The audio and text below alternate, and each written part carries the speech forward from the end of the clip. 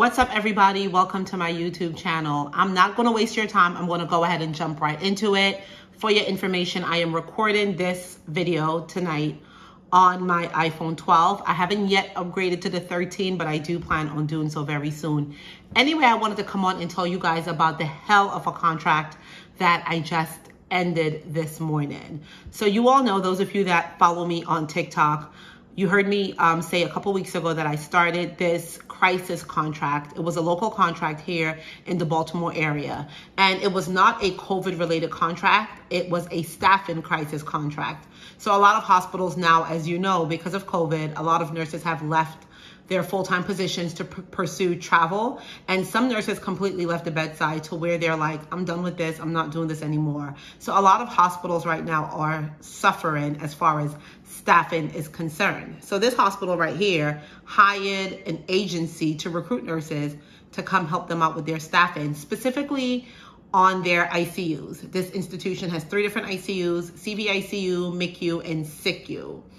I, at the time when I got this contract, was not looking for a job actively. I was picking up shifts at my local PRN hospital, and one random day I get a call from a recruiter telling me about a project that's going on in Baltimore, whether or not I would be interested. She didn't give me any details as to what the project consisted of, but because I am always up for a good challenge, and I'm like, okay, yeah, sure, I'll be interested. She took my name, my information, my phone number. She asked me to email her my CV, which I did, because she said she'll just keep it on file just in case they need nurses.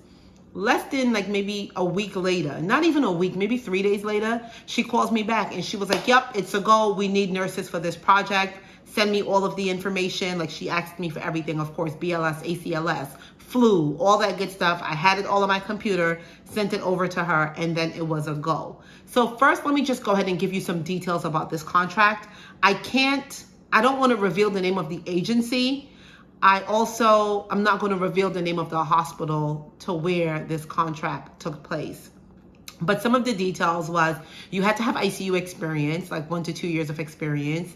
The pay rate was $135 an hour. Yes, $135 an hour. And that is a lot of money right now, especially since like rates have gone down and COVID has pretty much subsided. Agencies and hospitals are not paying that much to have nurses come in. So in this day and time, $135, you're not finding that right now. So the rate is $135. And then, hold on for a second, let me adjust my thingy because I feel like it's moving. I don't know what the heck is going on with this stand. But anyway, so $135 an hour. The catch is you had to work 48 to 60 hours a week. Anything past 40 hours a week was time and a half. So of course, that's a whole lot of money, right? So I said, damn, like, that's really good. There's a lot of things that I can get done with these coins. So I went ahead and I signed on. When I started the contract, initially I was on day shift. Before I even get to the whole scheduling bit, let's just go ahead and say orientation was like bare minimum. We barely did anything. We barely learned anything. They just made sure that we know how to use the AccuCheck machine. We knew how to draw blood, how to use the Alaris pump, like the Alaris pump. Who does not know how to use the Alaris pump? But anyway, we didn't even get computer training. That's how like backwards and maybe unorganized this institution was, or is rather. So I started orientation, did the schedule with the manager. Initially, my schedule was day shift. I'm a day shift nurse. There is no way I would sign up to do 5 nights a week or 4 nights a week, back to back to back. That's not happening for me. So I was supposed to be on day shift. He gave me a day shift schedule. Not even, orientation lasted 3 days. At the end of the 3rd day, the clinical liaison came to me and was like, oh, gave me some bogus story about something to do with the scheduling and the need for nights. We're going to have to move you to nights. So I was like, God damn, like I really don't do night shift. But you know what? I'm already here. It's going to be a challenge. However, the way that my mindset is set up is that everything is temporary. It's not forever. You will get through it. You just have to really be strategic, plan your meals, plan your exercise, take your supplements, take your vitamins, and just drink a whole lot of water, get all the rest you can get. And this will pass because it's an opportunity to make a good amount of money. So I said, okay, cool. Went to night shift. First of all, let me just tell you guys this. The system that this hospital is using is so old. It's like prehistoric times, like Fred Flintstone. It's given very much Wilma, Fred, and Barney, and whatever the case is. They use 3 different systems to document. So you have to go into if you want to give meds, you have to go into like the medication system for documentation for meds. Then if you want to view your orders, write notes, and just kind of read notes on the patients, you have to go into a separate system. And then to document your assessment, it's like another system. So 3 different systems you have to get in. And remember, we didn't get any computer training. Another thing is that with those 3 different systems, whenever you have to give medications, let's just say you want to double check your parameters or you want to double check something about their meds, the system in which you use to give medications, that has no like parameter information, nothing at all. You have to log into the other system to kind of view the orders to see what the orders say regarding the medications. Completely backwards, and especially for a nurse like myself who is used to using Cerna, Epic. I mean, this was just like, what do y'all have going on in here? Like, this is too much, TEWWWW, too much. Like, I was like, I don't even know if I'll be able to last the entire contract. Okay, cool. Then I get to find out that these patients that I'm taking care of, great population of patients, but they're not true ICU patients. It's more so, it was given very assisted living nurse vibes. Most nights, all I did was just give medications and sat the entire night waiting for morning to come where I can draw my labs, you know, tie up some loose ends and go home. So it was not given ICU at all, which I'm not complaining because I didn't mind a little break or whatever the case is. But the key thing with this hospital and the way that they treat their nurses, super micromanaging. Is micromanaging a word? I'm not sure, but they micromanage the heck out of their nurses. The one thing I can't take in nursing is that hospital administration tends to forget that as nurses, we are professionals. I do not need somebody walking behind me and combing through my documentation as I'm doing it. Now, if you happen to give me a reminder, or if you happen to do a chart audit and you find something that I can improve on, by all means, coach and educate me for the next time around. But as I'm working and you're like on my back, oh, don't forget to do this, I didn't see this in your documentation, like, you're doing too much. I'm not used to that.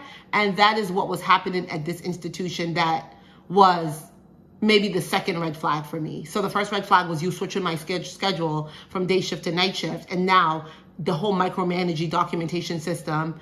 And then also the third red flag was the 3 different systems that you now want nurses to use to document. Like prehistoric times, that's what it was given. Also, other issues I encountered on this contract was that it was a very cliquey contract, like not cliquey contract, but the nurses that were already there, because the people who came in the same time I did, we were coming in as like the second batch of nurses. You already had an original batch of nurses, and they were super cliquey, tattletale-y, very toxic work environment. They created an entire toxic work environment. It wasn't even the staff. The staff that was at this facility was great. They were just so thankful for the help that they were getting. But the staff from the agency, super toxic. And when I say toxic, they would do things like, for example, the clinical liaison was consistently coming to myself and other nurses that came in with me, telling us about cell phone usage and, oh, you guys are sleeping and you're not answering the phones and you're not going to the tube station. And we're like, what are you talking about? Like, how are you trying to reprimand, and how are you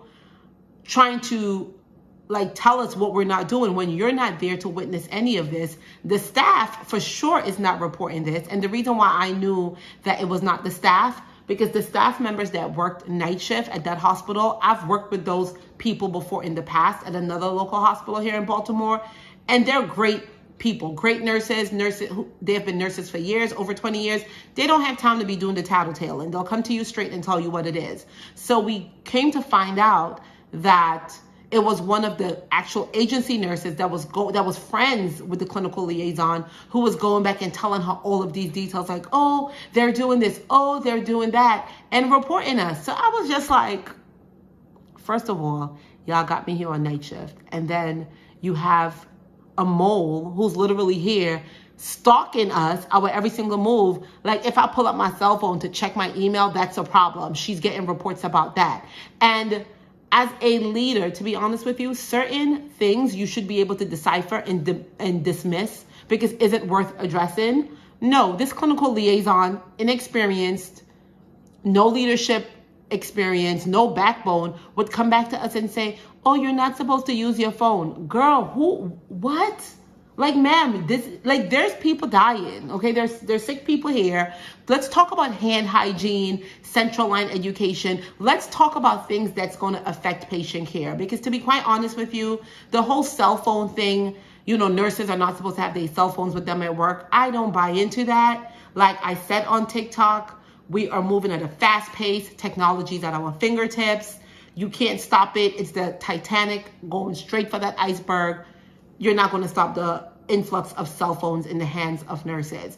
And by the way, nurses are not out here like sharing information about their patients. Like, we're not doing that. We're trying to manage our own lives, our own social media lives. We're checking our emails. We're following up on children, family members, so on and so forth. So I don't know what the big deal is, but that's a whole nother topic. So that was that. Then it would be like little things where they would switch your schedule, like make changes, and for no apparent reason, without any input from you, you will find out that they change your schedule. And it was just too micromanaging, and it was just too controlling for me, that I decided, you know what? This is not the kind of environment I work well in. I've been a nurse for 12 years and I've worked at various institutions. This was the first time I've ever felt like people are on my backs, like micromanaging and watching what I'm doing, as well as controlling my schedule, making changes to my schedule, the tattletaling, the targeting, the bullying, I should say. It was just too much for me. And I've always said, no matter how much money you're going to give me or pay me, you cannot get me with money. Like, money's a very temporary satisfying factor, in my opinion. So if my workplace is not conducive to where I can thrive and be comfortable and feel like I'm in a safe environment, I will exit stage left, because being uncomfortable in my work environment is something that I don't tolerate. I don't care how much money you're paying me. So anyway, I went ahead and I resigned effective immediately, because I was actually getting anxiety, because I felt like being at work, every little move that you made was being watched by God knows who, and they would run back and report it to like the clinical liaison, who will then come and be like, oh, management said this was happening, or I got reports from like charge and management complaining. No, girl, your friends are literally coming to tell you this, because ultimately what they were trying to do, I figured out, is to, and this is weird and this is very strange, and it's hard to wrap your mind around it, that people would actually behave this way in a professional setting. But for whatever reason, they're doing this to secure their spot. Meaning that if they can weed people out and get people out, they can actually pick up more days and have overtime in addition to the 60 hours that they're already doing. So the more nurses they can get to leave, it's like, okay, well, we're short these days, can I pick up? And then it's okay for them to pick up, because of course there's a slot that needs to be filled. Also, they were being very cliquey because they wanted to bring in who they wanted to bring in. So for example, like I got recruited through LinkedIn via a recruiter who saw my profile, my very wonderful LinkedIn profile, by the way, and she recruited me to come in. So basically she brought me in, and now I'm there and I'm taking a spot.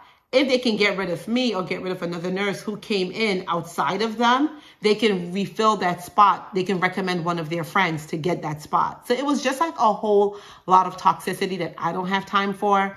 If you follow me on TikTok and you watch a lot of my opinions and my views as far as it pertains to nursing, you know that I am not for a toxic nurse environment. I am a nurse advocate more so.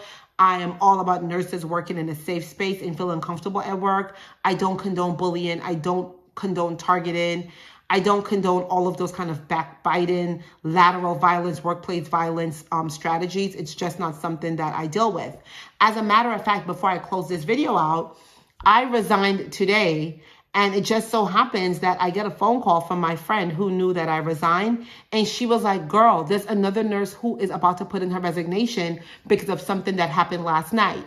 Now, for those of you that are nurses, you guys will get this. So the nurse that's possibly going to resign, I ended up speaking with her and she told me this is what happened. She got a new patient from the emergency room and she did everything for the patient, got the patient settled, did the admission database, gave the meds, you know, everything that comes with an admission. The only thing she did not get to do was fill out the handoff sheet. So when she gave report this morning, the nurse who was getting report, that specific nurse is also part of the clique. That nurse that's getting report asked her, did you do the handout sheet? And she was like, no, I didn't get a chance to do it, but I can stay back and I can finish it. It'll only take a few minutes. The day shift nurse was like, oh no, it's fine. I can do it. So the night shift nurse goes home, getting ready to go to sleep. She gets a text message from the liaison saying that, hey, the manager alerted me that you did not fill out the handoff sheet. And this is a verbal warning. If it happens again, I'm going to write you up. I was like, hold up. Wait a minute. What did she say? She's going to write you up for not filling out a handoff sheet? First of all, you guys know that handoff sheet is not a big deal. Anybody can fill that out. If a patient is admitted, there's more priority things to worry about than filling out a handoff sheet, especially when you're trying to settle that patient and still take care of another patient. Anybody can fill out the handoff sheet. It has no bearings on patient care. I gave you a comprehensive report. You know what's going on with the patient. You have 12 hours ahead of you. I'm back tonight. If you didn't get a chance to fill it out on day shift, then leave it for me. I will do it when I come back. But to go ahead and report me for not having a report sheet written out, and then for the clinical liaison, who's also a nurse, to call this nurse or to text her or email her or whatever she did and reprimand her and threaten her with a written warning the next time it happens, is just absurd to me. And it just makes me wonder and think, how are we supposed to advance as a profession if these tactics and if these petty, toxic things are still happening at the bedside? So that nurse, she may resign. I tried to encourage her not to. I told her it would be in her best interest to possibly speak to someone higher, maybe go to human resources. But then again, like I told her, if she chooses to resign, I don't have much to say about that because the good sis just handed in her effective immediately resignation earlier on today. So who am I to say, stick it out? You know what I mean? Anyway, I hope this video was not too long. I hope I got the point across pretty well. Hope you guys subscribe to my channel because I know a lot of you follow me on TikTok. So hopefully you guys go ahead and subscribe. I do a variety of content, lifestyle. You guys know just by watching my TikTok, I love a good beauty. I love makeup. I love products. Yes, she loves it all. But I also like nursing and I don't mind talking about nursing and sharing my experience. So you can go ahead, comment on this video, like this video, subscribe to my channel, and I will see you all again. Thank you for watching.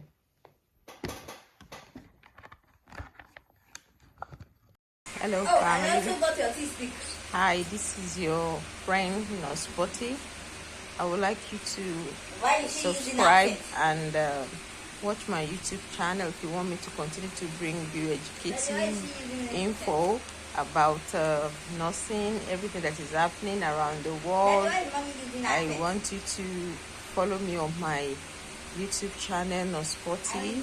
Just click on the like button and subscribe, and I'll be here so that you can get all my info whenever I post any new videos about nursing skills, educative documentations, and challenges that nurses are facing in the world. Thank you, and see you in my next video.